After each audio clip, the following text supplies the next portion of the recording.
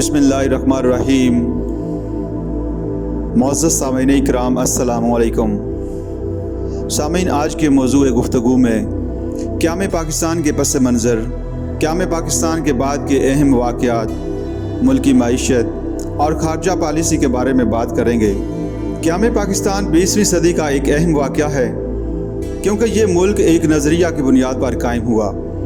तहज़ीब मगरब में कौमियत की बुनियाद रंग नस्ल, ज़बान और जोग्राफियाई हदूद पर रखी जाती है, लेकिन इसके बरअक्स बरसगीर के मुसलमानों ने अपने लिए एक अलग मुल्क के क़याम का मुतालबा किया, इस बुनियाद पर कि वो तहज़ीब व अक़ीदे की बुना पर एक कौम है और यह कि इनकी अपनी तहज़ीब व माशरत है।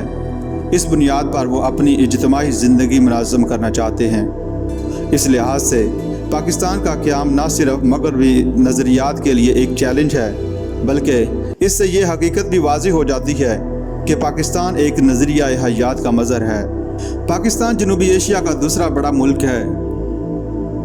पाकिस्तान के मशरक़ में भारत, शिमाल में हदूद कश्मीर से, जो कि एक मुतनाज़ा इलाका है, और चीन से मिलती हैं। शिमाल मगरब में अफ़गानिस्तान और मगरब में ईरान है। जनूब में बहरा अरब और पाकिस्तान में बुलंद कोहिस्तान है, जिनकी चोटियाँ बुलंदी के लिए दुनिया में मशहूर हैं। मुर्तफ़ाई हैं, हमवार मैदान हैं।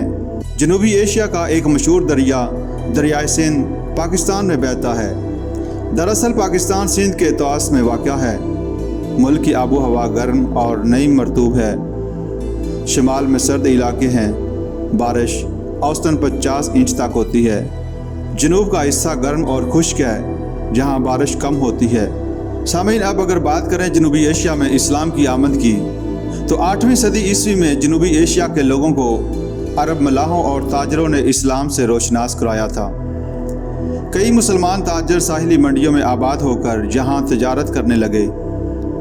मोहम्मद बिन कासिम वादी सिंध में 712 ईस्वी में वारिद हुआ, राजा दहर को शिकस्त दी और मुल्तान तक वादी सिंध के ज़ेरी हिस्से को खिलाफत अमविया में शामिल किया। इस तरह वादी में इस्लाम की रोशनी फैली और बरसगीर में इस्लामी ममलकत की इब्तिदा हुई। मोहम्मद बिन कासिम के बाद 10वीं और 11वीं सदी में शिमाल मगरब से पठान और मुग़ल आए। उन्होंने बरसगीर में मुस्लिम सल्तनतें कायम की। मुसलमानों की हुकूमतों का यह सिलसिला 1857 ईस्वी तक जारी रहा।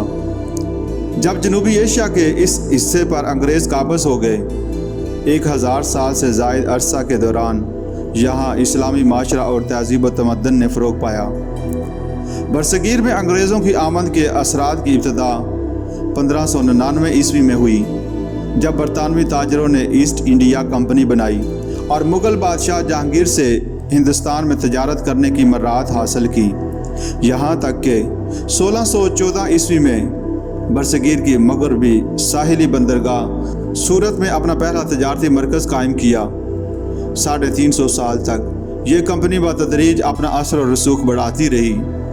बरसगीर पर अपना असर और रसूख कायम करने के लिए पुर्तगीज़ और फ्रांसीसी भी अंग्रेज़ों के मद्दे मुकाबल आए, लेकिन बिलाकर अंग्रेज़ों का पल्ला भारी रहा। 1707 ईस्वी में औरंगज़ेब आलमगीर की वफ़ात के बाद जब मुग़लों की मरकज़ी हुकूमत कमज़ोर हुई और दूर दराज इलाकों में खुद मुख्तार इलाकाई हुक्मरानों ने सर उठाया, तो अंग्रेज़ों को बरसगीर में अपना सियासी इक़्तिदार कायम करने का उम्दा मौका मिला, जिससे फ़ायदा उठाकर उन्होंने एक एक करके मुसलमान हुक्मरानों को शिकस्त दी।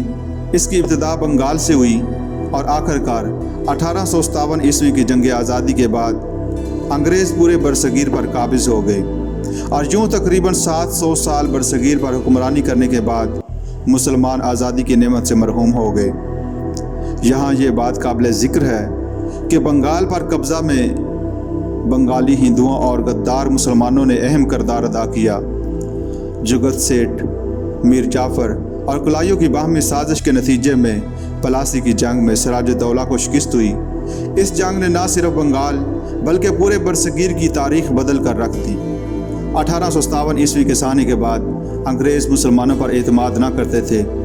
उन्होंने ज़िंदगी के हर शोबे में हिंदुओं को मुसलमानों पर तरजीह दी, मुसलमानों पर बेइंतहा जुल्म किए, उन्हें इनके जायज़ हुकूक से मरहूम कर दिया, मुलाजमतों के दरवाजे उन पर बंद कर दिए। मुसलमान गोया तीसरे दर्जे के शहरी बन गए। انگریزوں کی سرپرستی میں ہندوؤں کو ہر قسم کی مراعات ملی اور انہوں نے موقع سے فائدہ اٹھاتے ہوئے زندگی کے ہر شعبے میں ترقی کی۔ سیاسی میدان میں بھی ہندو مسلمانوں سے آگے تھے۔ 1885 عیسوی میں انڈین نیشنل کانگریس کی بنیاد رکھی گئی۔ بظاہر یہ ایک سیکولر سیاسی تنظیم تھی، مگر در حقیقت اس کی تمام تر سیاست ہندوؤں کے مفاد کے لیے تھی۔ سر سید احمد خان نے، جو اس زمانے میں مسلمانوں کے رہنما تھے، مسلمانوں کو سیاست سے الگ رہنے کی تلقین کی اور خاص طور پر کانگریس سے دور رہنے کا مشورہ دیا۔ مسلمانوں کے مسائل کو حل کرنے کے لیے انہوں نے مسلمانوں کو تعلیمی اور اقتصادی میدان میں آگے بڑھنے کا مشورہ دیا۔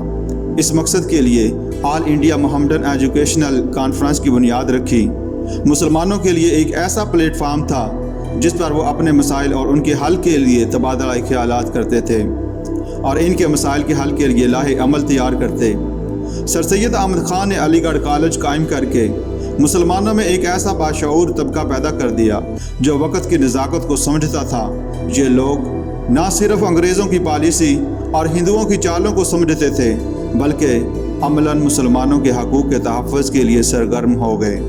انگریزوں نے ہندوستان میں نیا سیاسی نظام متعارف کرایا، جس کے ذریعے ہندو جو اکثریت کی حکومت کے اصول کی آڑ میں برصغیر میں ہندو راج قائم کرنا چاہتے تھے، ہیلے بہانے سے مسلمانوں کے جائز مطالبات ٹھکراتے رہے۔ 1905 عیسوی میں بنگال کی تقسیم پر، جو مشرقی بنگال کی مسلمان اکثریت کے مفاد میں تھی، ہندوؤں کی مخالفت کی بنا پر بعد میں انگریزوں نے تقسیم ختم کر دی اور بنگال کو ایک صوبہ بنا دیا۔ ہندوؤں کی مخالفت نے برصغیر کے مسلمانوں کی سوچ کو متاثر کیا۔ انہوں نے اپنے جداگانہ تشخص کے تحفظ کے لیے باقاعدہ جدوجہد شروع کر دی۔ اکتوبر 1906 عیسوی میں مسلمان رہنماؤں کا ایک وفد وائسرائے ہند سے ملا اور جداگانہ انتخابات کا مطالبہ کیا۔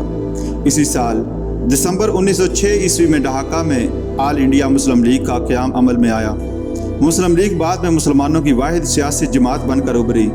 مسلمانوں نے ہندوستان میں اپنے مفادات کے تحفظ کے لیے جائز مطالبات پیش کیے، جن کو ہندوؤں نے رد کر دیا۔ جب مسلمانوں نے دیکھا کہ وہ کسی طرح ابرومندانہ طور پر ہندوستان میں زندگی نہیں گزار سکتے، 23 مارچ 1940 عیسوی کو انہوں نے اپنی تنظیم آل انڈیا مسلم لیگ کے سالانہ اجلاس میں ایک قرارداد کے ذریعے اپنے لیے علیحدہ وطن کا مطالبہ کیا اور قائد اعظم محمد علی جناح کی قیادت میں 1947 عیسوی میں ایک آزاد وطن حاصل کرنے میں کامیاب ہو گئے۔